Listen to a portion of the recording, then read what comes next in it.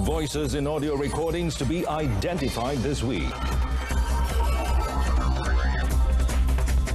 Tan Sri Shahrir, Dato Sri Ahmad Mazlan charged with money laundering.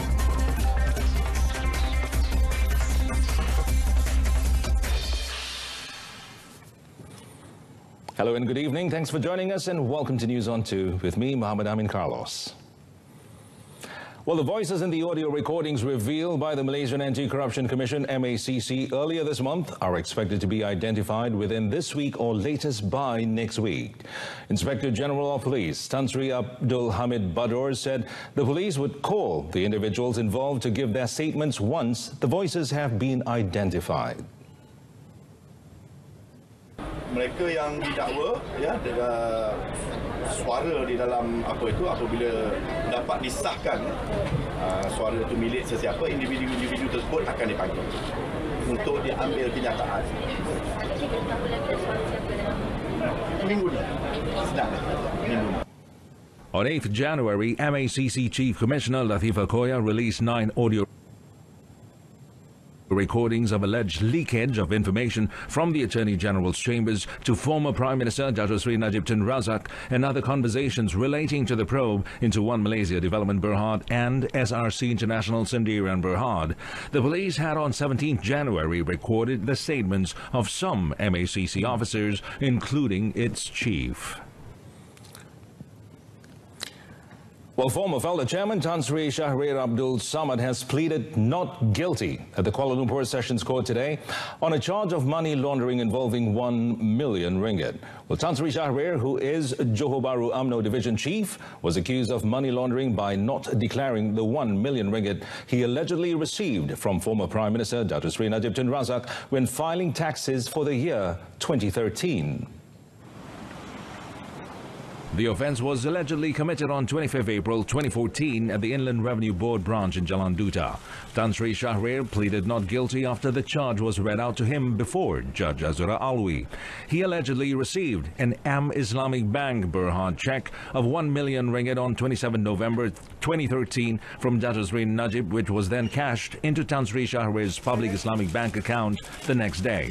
The charge, framed under Section 4, Subsection 1, Subsection A of the Anti-Money Laundering and Anti-Terrorism Financing Act 2001, carries a maximum fine of 5 million ringgit or an imprisonment not exceeding 5 years or both if convicted. Judge Azura set bail at 350,000 ringgit with one surety and ruled that the passport of the accused must be surrendered. The next case mentioned has been set for 24th February. Earlier, former Deputy Finance Minister Dato Sri Ahmad Mazlan was slapped with 2 charges at the Sessions Court under the same act. Both were separately arrested by the Malaysian Anti-Corruption Commission MACC yesterday morning, then later released on bail. MACC revealed in October last year that 80 entities, including individuals, were given 2 weeks to pay a total of 420 million ringgit, an amount which was classified as fines for receiving monies from One Malaysia Development Berhad 1MDB. The Commission named Dato Sri Ahmad Mazlan and Tan Sri Shahrir as among 9 individuals who were slapped with the compounds.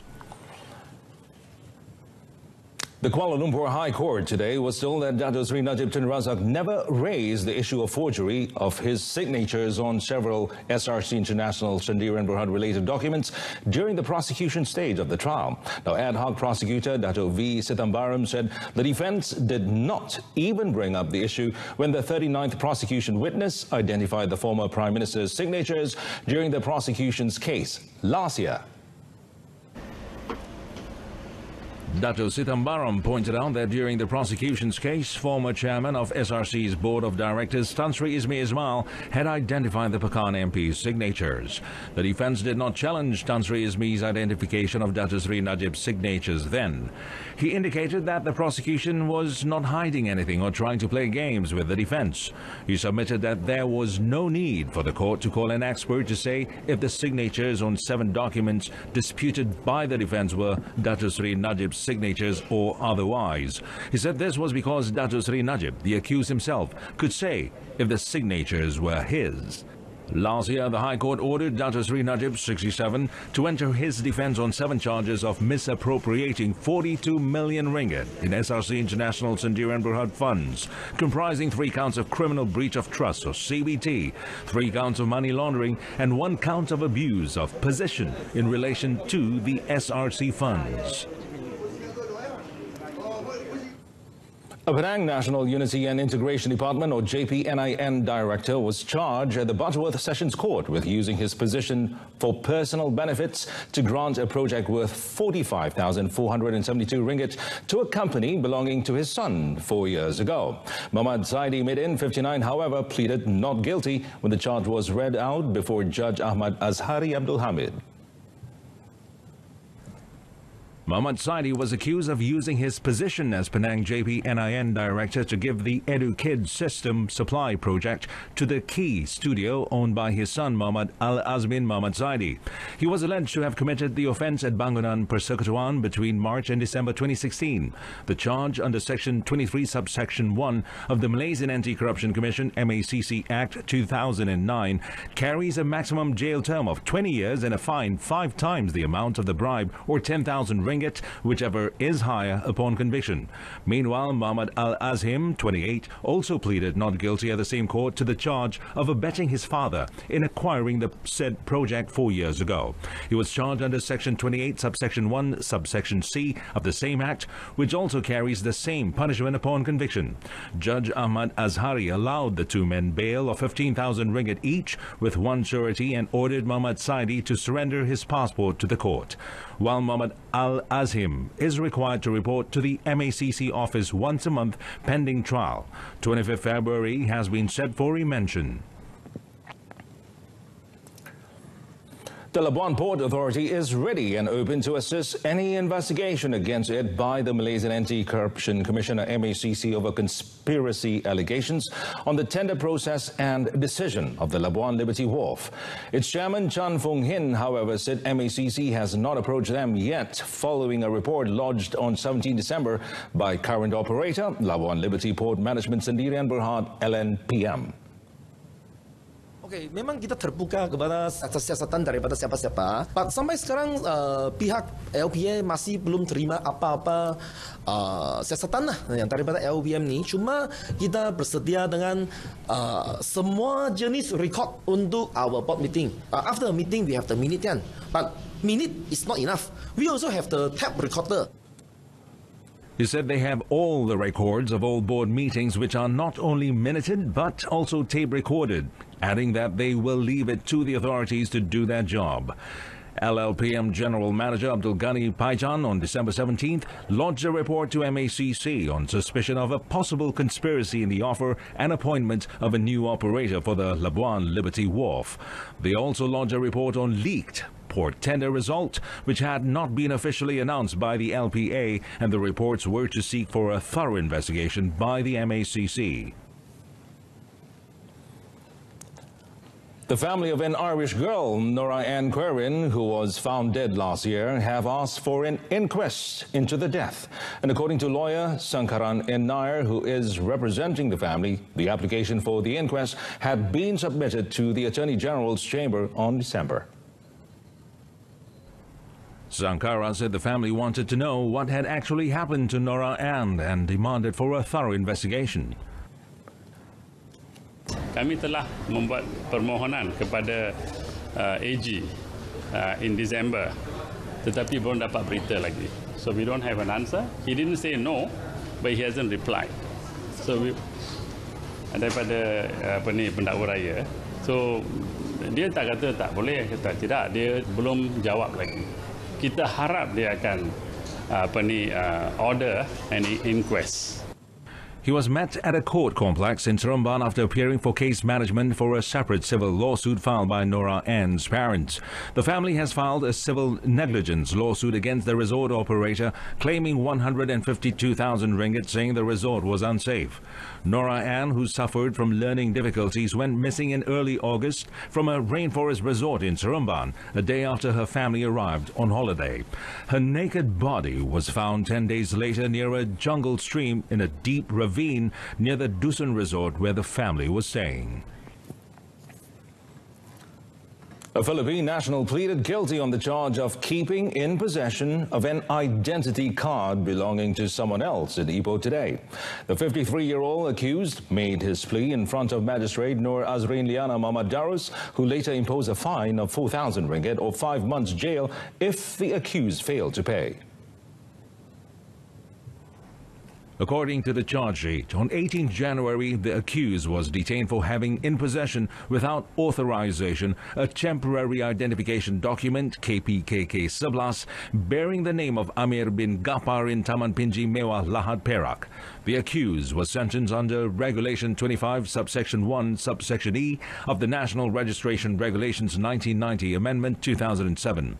The case was conducted by prosecuting officer of the Perak National Registration Department, Ahmad Firdaus J. Mat Rosli, while the accused was not represented.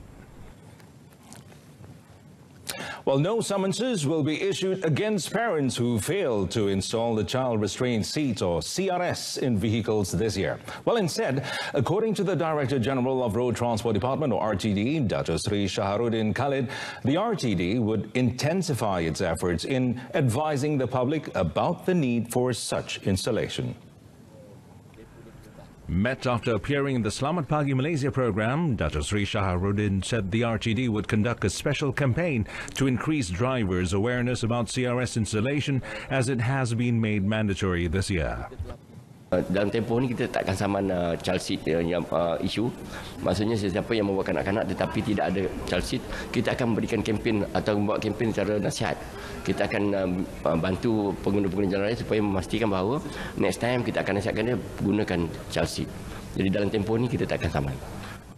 The first phase of the mandatory CRS installation is only for private vehicles before it is expanded to public transportation.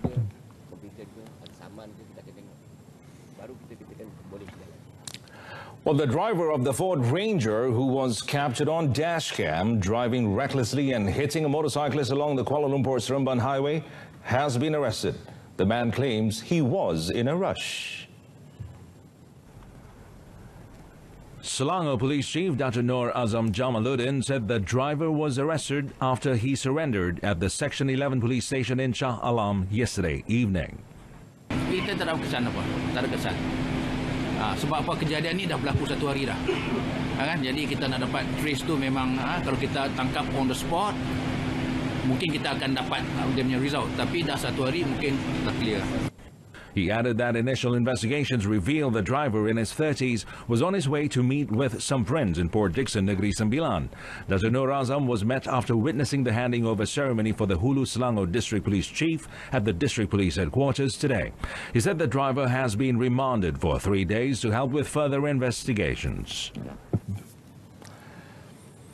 Johor Police today disposed of 2,828 boxes of smuggled cigarettes worth about 17 million ringgit at the Mersing landfill site.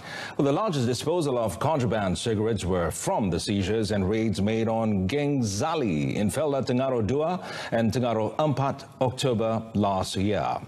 Now, State Deputy Police Chief Dajo Shafi Ismail said 7 local men and 16 Indonesian men were arrested during the raids. Now, the police had also seized 25 vehicles. Dajo Shafi said the disposal was made under Section 407, Subsection A of the Criminal Procedure Code after obtaining the court order to dispose all the case materials, especially the cigarettes. The case was charged in Mersing Magistrates Court on 24th October last year, and all the accused were sentenced to 3 to 5 months jail. Well, coming up, MACC imposes financial penalties on AirAsia, AirAsia X, and MACC.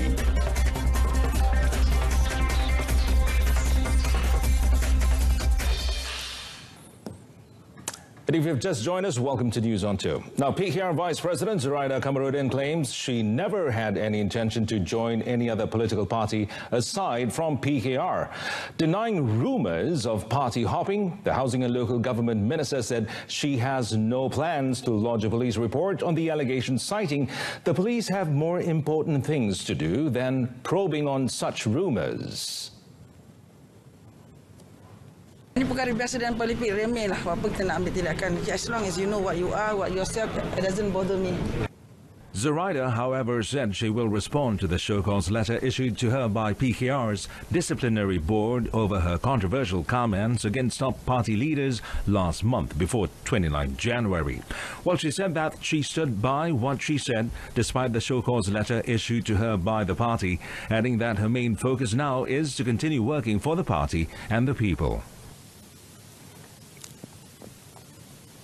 Well, the move to reduce the toll rate by 18% on several highways under Project Lebuh Raya Utara Selatan or PLUS will not affect the service quality of the concessionaire. Instead, according to analyst Associate Professor Dr. Ahmed Razman Abdul Latif, PLUS has other alternatives to cover its operating costs. This, Dr. Ahmed Razman said, includes diversifying its revenue by utilizing facilities along PLUS highways. Sebenarnya PLUS tidak perlu bergantung 100% kepada kutipan tol. Sepanjang lebuh raya ini banyak peluang untuk meningkat ataupun mempelbagaikan pendapatan PLUS seperti kawasan rehat dan rawat, banyak tapak yang boleh disewakan dan juga peluang untuk meletakkan periklanan billboard dan sebagainya. Di situ kalau PLUS betul-betul inovatif dan juga mampu mempelbagaikan semua pendapatan, jadi pengurangan 18% ini adalah satu perkara yang kecil bagi mereka. Speaking to RTM, he said the toll rates reduction at PLUS highways would produce positive impact on consumers and the country. It will reduce the cost of living, increase consumers' purchasing power, while at the same time boost the country's economy. The Malaysian Aviation Commission, or MAVCOM, has imposed financial penalties on AirAsia Berhad, AirAsia X Berhad and Malaysia Airports for MA Sepang, Sendirian Berhad. In a statement today, MAVCOM said the airlines had breached the Consumer Protection Code and the airport operator failed to meet the standards on the quality of service. The financial penalties imposed on AirAsia and AirAsia X, amounting to 2 million ringgit each, were due to the airlines' continued charging of credit card, debit card and online banking processing fees separate from their base fares from 10th August to 11th September 2019. The statement said this was the second time the airlines have been found not in compliance with the Malaysian Aviation Consumer Protection Code 2016 or MACC's requirement. Meanwhile, MA Sepang was penalized 856,875 ringgit due to its failure to meet MAVCOM's targets as stipulated under the airport's quality of service framework during the second quarter of 2019. The airlines and MA Sepang have been informed of their respective financial penalties on 16 January. Perusahaan Otomobil Kedua Sendirian Berhad, or Perodua, aims to sell 240,000 units of vehicles in 2020, almost unchanged compared to the 240,341 units sold last year. Well, President and Chief Executive Officer Dato' Zainal Abidin Ahmad said the target would be driven by maintaining sales figures of its third-generation MAIV and the facelifted Beza. Dato' Zainal said they are cautiously optimistic that the target is attainable despite a more competitive market this year, adding that Perodua is bringing out at least one new model this year. For 2020 volume, the CEO said the MAIV and Beza models are expected to lead the demand at 83,000 and 54,000 annual unit sales respectively. To date, over 2,000 units of the 2020 Perodua Beza facelift, which was launched 2 weeks ago, have found homes out of an order tally of 15,000, including 8,000 orders converted from the pre-facelift model. He said Perodua also expects to boost production by 4% to 254,000 units this year from 244,400 units in 2019. And that concludes this evening's News on 2. In our top story, voices in audio recordings will be identified this week. Well, join us again at 12:30 tomorrow afternoon. I'm in Carlos. Stay tuned to TV2 and have a pleasant evening.